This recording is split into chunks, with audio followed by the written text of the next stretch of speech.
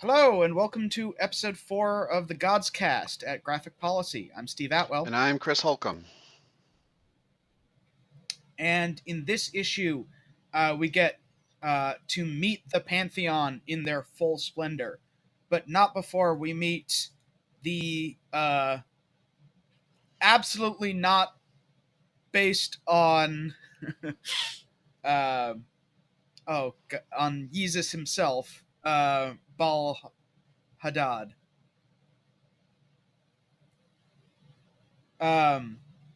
So yeah, we have another face transition, where we go from Ball's face on the cover to Ball's face on a mural in Valhalla. And like the kind of first, I don't know, sort of 6 or so pages is about like introducing us to the Right. And character of Ball. my first So what'd you question think? is who built Valhalla? They only have a 2-year time frame Ah, to pull all this stuff off. So, is there yeah. another building that they had painted? Are they using their godly powers to make a venue for them to hang out? It's a bit confusing. Yeah, it's a good question. It's Hmm. described as Woden's Valhalla. And as he'll talk about a little bit later in the issue, like his godly power is making stuff. It's hmm. So, but at the same time, like you see the mural, and there's like what do you call that? Like a Yeah, gantry? this made me think of a Shonda Rhimes show. Just the kind of gaudiness and the Okay, way I the like it. characters love to show themselves off. And it's silly, but it works as far as she does it. So I can totally see this in the context of gods. It's like, I want a mural. Although I would have he looks a lot better in the red suit. But that's just me. Yeah. Um. Oh, the red suit looks great on him. But like it really is kind of funny. Like you're very much getting a sense of like Ball is about ego Hmm. and power and presentation because like he's got this massive mural with you can't really see it at this angle, but there's like gods bowing down to him. So he's like, not Hmm. just any god, but he's like the god of gods. And like he's arguing, Cassandra's sort of playing the cynic, and she's like, "Don't you think this is egotistical?" And he's like, "No, this is Yeah. humble. Like I'm just this awesome." So Bal Hadad, they've discussed 3 or 4 different Right. balls So that yeah, we should. could This is be this person. And I took another break here to say, okay, Ball is a common enough name. Are they, like we discussed this earlier about how the Romans kind of culturally appropriated the Greek gods and sort of morphed them together. Similar gone on here. I don't know enough about the various balls to understand how much overlap there yeah. is in mythology. Okay. Gotcha. So Baal, just Hmm. the name Baal itself means Lord. So like it's a title that means power, and so like there's a number of different gods that are called Baal something, right? Lord of blank.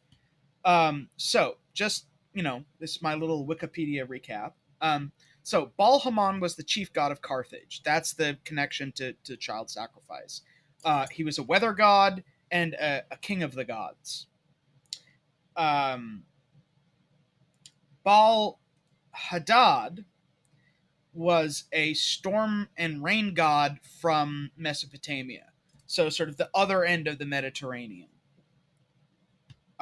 and not associated with child It's sacrifice. like is Ball lying in that he has several forms, and this is the one he's choosing to put on Ah, brand here? Because I'm not convinced that each of the other gods are not sort of picking what they've worshipped in the past. We know that they cycle through, and we know that each of them has experienced being worshipped in some form or another. Yeah. Are they getting to choose from the different characters that they've played in the past who they're, and does that affect their power, the manifestation of their powers? So Yeah, because like his argument, you know, to the extent that we take it on face value, is like I'm not that god, right? I am. What is it? I don't do fire. I do lightning. I do power. Um, and like I'm not the bad ball, or I'm not the child sacrifice ball. But at the same time, like there's a lot of presentation about like right, who he is and like what kind of image he has. And that's why, like, you know, you look at the guy, you know, both on the cover and in this issue, and like, I don't think it's an accident that like he's looks a lot like Kanye. Um, and there's that whole kind of like thing about, especially in like the rap community, about like choosing names and like, you know, self presentation and who you claim to be, and sort of playing with imagery and self identification. Um, and like he is really about, you know, there's sort of some interesting stuff going on where. So he talks about, on the one hand, he says, "I've always claimed I'm a god even before I knew I was one." Um, like he's got this whole thing about like, you know, I'm awesome, I'm power. Um, he also has this thing where he's talking about, where is it? He says, mm-hmm. you know, um, when I speak, people know in my gut that I'm bad. They feel being better about being bad in their gut. So it's sort of like, you know, it's very much like, you know, I'm the badass, Yeah, but I'm also like, you know, there's I'm also the it's person funny who you like bring up tells it Kanye as it West is. because I think Um, this was like, I don't know how many years ago, but Amanda Marcotte made one. It's kind of, yeah, it doesn't really apply anymore, but she made one of the most appropriate comparisons ever, in that she called Kanye West the American Cassandra, in that nobody likes Kanye, but Kanye speaks the truth and we don't listen. hmm. Yeah, thing a lot has happened since then, but it's the point I'm getting at is he said George Bush Oh doesn't care wow, about people, which he has was time absolutely right changed? about and got excoriated for. And then, of course, interrupting Taylor Swift's Grammy to say that Beyonce had a better video. Well, Beyonce did have a better Yeah, video. Right. yeah. I think you're onto something there, especially the like the bit where he sort of says, "No one has to lie to me. I'm not afraid of who I am." Like he's very much posing as like the truth teller, and we saw him in what was it, Right. issue 3, I think. No, sorry, issue 2. Like when he was on the television, like he's very much the role of like, I'm not going to put up with bullshit. I'm going to call you out. You know. Um, it's also kind of interesting. He is, um, you know, if you compare him to the gods that we've met so far, he seems to be a little bit more in the real world. Like he has lawyers. Um, he what was the other thing?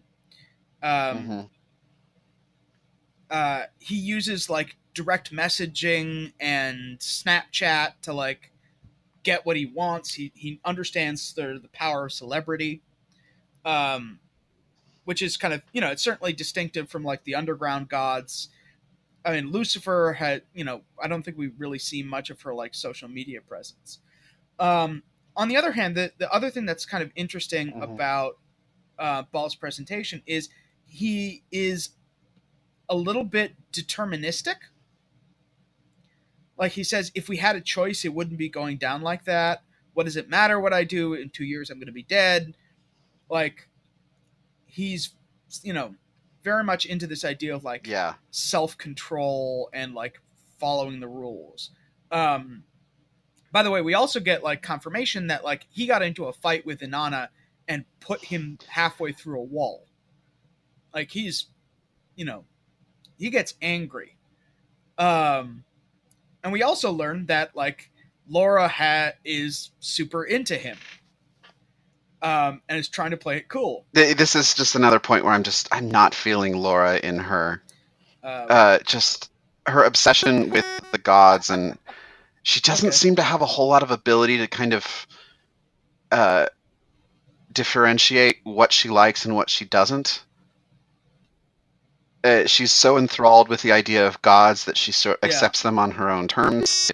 It's not a character trait I really like. It's a really good audience surrogate, but it's not a compelling protagonist, if you ask me. Yeah. Okay. Fair enough. So, then we're all of a sudden thrown into the deep end of the entire pantheon, or at least as much of it as we know of, in the same place all at once. So there's before that happens, when they're stepping through and the guards cross the spears and don't let Cassandra in. Valkyries, by the way. This struck a chord with me of another comic about gods, and that was Sandman. Oh yeah. I don't know if it was deliberate, but the locking out of a trans woman into something important. I hadn't thought of that. That's a really so I don't know if that was deliberate, but you know, as someone who's queer and not 100% male, like I felt that before. Like, no, you can't come in here for some arbitrary reason. Yeah. And it makes me wonder. It made me question why she's not allowed in here. Yes, that's a very good question. I don't think it's about her being a reporter. It may not be about her being trans, but there's something else going on here. I think you're onto something, especially because, like, it's interesting. They keep out Cassandra, but they bring in Laura, and like, why? Because Laura's the one who spoke to Lucifer. Well, the obvious answer is Laura's the believer, and Laura can't see through bullshit. Yes, although, like, the thing that's interesting is when she's actually, face to face with the gods, like, she kind of calls them out, and like she's doing a sort of a teenage spin on like a drawing room detective, right? She's got all the suspects in front of her, and she's like, "One of you is a murderer," but she's not Poirot, so she can't point them out. But yeah, what did you think of seeing them, the gods, sort of together, interacting? I was confused. Well, one, my first disappointment is looking at this on a PDF. I can't see the 2-page spread, which is something that us Kindle Fire readers have just sort of lamented for years. So Woden is the one in the green Tron suit, right? Yeah, he's this sort of Daft Punk looking asshole. I second thought it might be the woman in purple.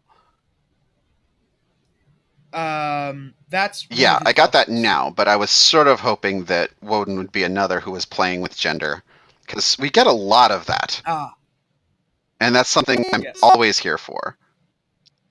But no, that's not this. So Woden is the green one who has Tron, and then Sekhmet we've seen before. Minerva is the kid wearing the Sergeant Pepper jacket. Yeah. And you notice she has an owl next to her. Then we see Ananke, and that's I forget her name, the redhead in the corner. So she's wearing a Lady Gaga robe. I don't know if that is intentional, but I'm seeing like Woden is leaning hard into the sci-fi. I don't know anything about Sergeant Pepper, but it's clearly that these gods are appropriating human pop culture images. Well, yeah, I mean Sergeant Pepper is. I know that, that's the but Beatles, right? I don't. Sergeant Pepper. Unfortunately, I'm not a Beatles fan, so. Yeah, I mean it's just like it's. Gotcha. It's just like it's more pop culture ephemera. It's particularly, it's a bit of an odd pick for someone who's supposed Yes, to be 12 I years old. definitely feel that now that I know what it is. Yeah, Sekhmet is wearing a really audacious, like, half-on bodysuit. With built-in high heels, which is impressive. But Oh yeah, when you're dressed up like that, the bathroom is a deal. Would be a pain So in the ass. you pretty much have to get naked and. Yeah. And yeah, Ball is rocking the Steve McQueen. And Ananke just has, like, the thing that's funny is, like, she's very monochromatic, but that is a just weird looking, face mask, headdress kind of thing going on. Sorry, that last there's sentence something got very Japanese RPG about how Ananke looks. I don't know if that's intentional. Okay. Interesting. Yeah, it's very, like, there's a lot going on there with, like, masks. She's always wearing a mask. But they're always different masks, which is kind of interesting. Like, there's no continuity in design. And I do think it's interesting that, like, the contrast between these gods in very fanciful get-ups and Laura's wearing, like, blue jean overalls. It's like a very strong contrast. So Lucifer, Ananke, like, talks to Laura because she's been trying to help Lucifer. And what did you think about their conversation? Because, like, do you think that she's trying to help, or do you think that she's trying to mislead? Or Ananke is trying to help or mislead? Sorry? Yeah, that's my question. Because, like, Laura's, I'm thinking particularly when Ananke says this is for her own good, for everyone's good, and Laura says, so would finding the killer. And she says, do you know what a miracle is? It is beyond explanation. So, like, she's trying to suggest that, like, there's no way of knowing. That would be a fair thing to consider if I trusted Ananke, but I don't. And then Ananke has her own agenda here, and she's doing something that serves her own ends. Yeah. And I don't think the gods are really in on what she's doing. So I think something about how this is set up, how they get 2 years to live, how they are manifested in people. I think Ananke has a lot more agency than she's letting on.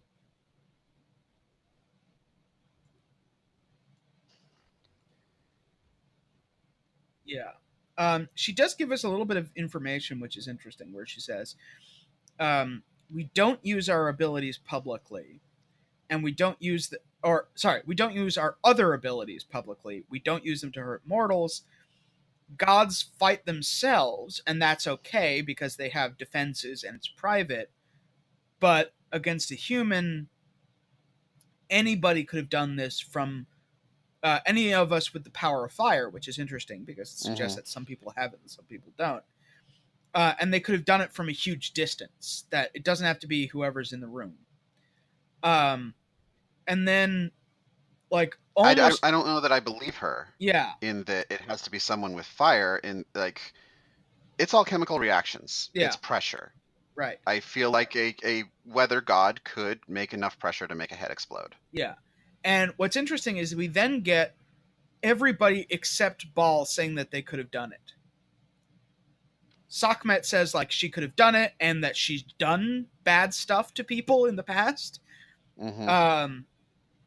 Woden says that, like, he couldn't do it himself, but he could have made somebody, like, he could have given somebody a weapon, essentially, to do it. And Amaterasu basically says, like, she has the power to do it, but would never have done, like, doesn't have the inclination, doesn't have the character. Yeah, she's full of shit.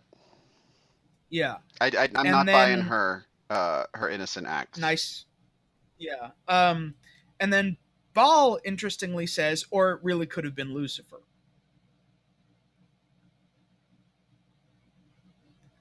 And there is another interesting bit where Ananke says, um, you know, we can only police ourselves. Human beings can't stop us. There have been times when this has all gone wrong. The humans are not as defenseless as they think, which is like an interesting question because, okay, why haven't gods like conquered the world for 2 years, every time they show up, Mm-hmm. if you have total power? That implies that they want to conquer the world. And this, I've mentioned this Yeah, on the Buffy podcast, but most of the MCU I'm just not into because I do not find the bad guy wanting to rule and destroy either the Earth or the universe or a particular area. It's just not that interesting. So in saying the gotcha. gods could take over, that assumes that is what the gods want, and responsibility and bureaucracy of ruling Yeah, doesn't seem to be a driving force here. yeah. So another interesting thing, remember how we were talking about like, are these identities or memories like transmitted between reincarnations? Ananke says Lucifer has always had trouble believing in the gods, including herself. We must make the world understand how unlike the rest of the pantheon the great rebel is, otherwise this risks being the last recurrence and inspiration will leave the world forever. So Ananke Yeah, seems to suggest that like Lucifer is always like this, and that like her perspective is, and this is her Sakmet's perspective as well, right? What does 2 years matter, right? We're effectively immortal. We come around. From our perspective, 2 years doesn't matter. You die, you come back, um, and they basically send the message like Lucifer's shit out of luck. She's gonna stay in prison. We're not gonna help. And Laura goes postal at this and says, you know, one of yeah. you is a murderer, and you're all And pretending so I otherwise. have so much And it sort of skepticism here ends in on that that I note. don't trust that Ananke And is yeah, truthful to the gods about what the stakes are. And it honestly makes me wonder, like, I still yeah, have Lucy as my prime suspect here, if that she and Lucy are up to something, and that part of this okay, play that they do, being Lucy kind of jailed and a pariah to further Ananke's agenda, whatever it may be. okay. I think that, So you or think they're working together? Lucy has the desires that Ananke Okay, can manipulate easily.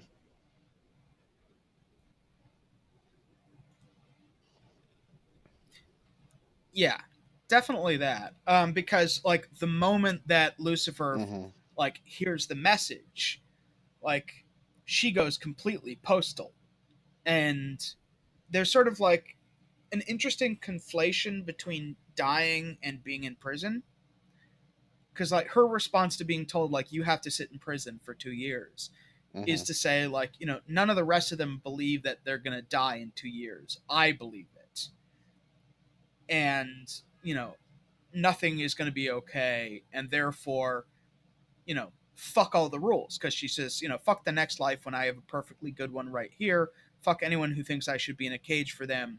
Like this is the moment where she rebels. Yeah, and Lucy has something that the other gods don't, in that she's a bullshitter and never bullshit a bullshitter. Yeah. And she, you know, when she decides to like rebel, she just effortlessly gets out of prison. Hmm. Like, doesn't matter that there's guards with machine guns. She can melt holes in bulletproof plastic.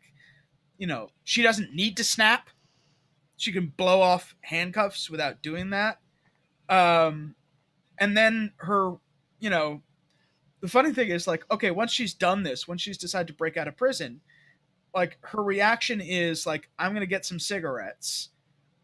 I'm gonna go for a walk, and she, interestingly, like the character beat is like she tries to alienate Laura with a false confession, or with a confession, I should say. Um, or certainly not one that Laura believes, but like she's trying to push her Hmm. away. and then decides to go get coffee while listening to the Rolling Stones, which, like, talking about branding, this is very much on brand for Right. her. So we see Yeah. we see her break out, but what I'm Mm-hmm. looking at is the prison guards with the bulletproof vests and the automatic weapons. We Yeah. don't see them die. We see them flying away from the explosion. Yeah, I think she's sort of deliberately pulling her Yes, but this punches. suggests to me that there's something sacred, and there's a taboo here that Lucifer has broken, and that is killing a mortal. And that's why Lucifer is Yeah, dangerous, and that's why definitely. Ananke needs her neutralized. Yeah, because, I mean, it would, we've already seen how terrified the state gets when, like, a judge's head gets exploded in public. And now, like, she's demonstrating that, like, you actually cannot imprison a god against their will. Like, she is, by all I intents don't and purposes, above buy. the law. I get that why this could be a problem. I don't buy that that is Ananke's problem with what's going on, though. Fear of mortal reprisal. Yeah. No. That's a good point. Yeah. Okay, so that's the end of the issue. It's a little bit more of a kind of like introducing you to a lot of Mm-hmm. characters, and then, like, there's one big turn of events. But it very much, like, it's intensifying the action because now there's a crisis. Um, so do you have any sort of, like, last I thoughts? wanted to Otherwise, bring I'm up gonna just go to the some. spoiler section and we'll move on to It's issue 5. what's really stuck in my craw right now is Ananke's motivations. So I wanted to point listeners to some other pop Mm, culture things they could digest if they're interested along the same lines. And I think the one that comes to mind right now is The Nines, which is a little nothing movie with Ryan Reynolds and Melissa McCarthy. But I think in my life is the only satisfactory representation about how a monotheistic God works. And I can't say any more without spoiling it, but you really should check it out. So let me plug, of course, Buffy, Unspoiled. Google it. Listen to me okay, argue with I'll my check it best out. friend about fashion choices and whether or not Buffy should be with any of the boring men she has a Right. choice of.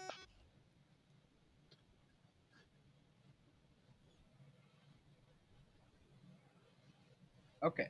So I'm going to talk spoilers after 10 seconds, and then we will go on to issue 5. So 1, 2, 3, 4, 5, 6, 7, 8, 9, 10. So as we will learn, I wanted to talk in this section about Ananke and what she's up to, because as we'll learn later, she is behind all of this. She is the one who arranged for the gunman. She is the one who blew the head off the judge. Um, and I think her speech in this episode is very much calculated to provoke a reaction from Lucifer, to justify her taking Lucifer's head, to a purpose that we either do or don't believe in, depending on how you've been reading recent issues. So, the other, like, big topic here is how full of shit Baal is, that he is lying. He is actually Baal Haman. He is pretending to be Baal Hadad. We actually see him get given the lightning necklace. Um, and, like, he's really, he's telling the truth when he says people know that in my gut I'm bad, because, yeah, he's done some evil shit, like he's sacrificed children. But when he says no one has to lie to me, I'm not afraid of who I am, he is completely lying there. He is, like, in deep denial about who and what he is. But, like, that sense of who he is also feeding into his um, deterministic attitude. Like, he doesn't believe he has a choice in the things that he does. He's a very strong believer in sort of destiny and rules and order. Um, And, we'll see how that all plays out going forwards. And I will leave you until the next episode. Bye-bye.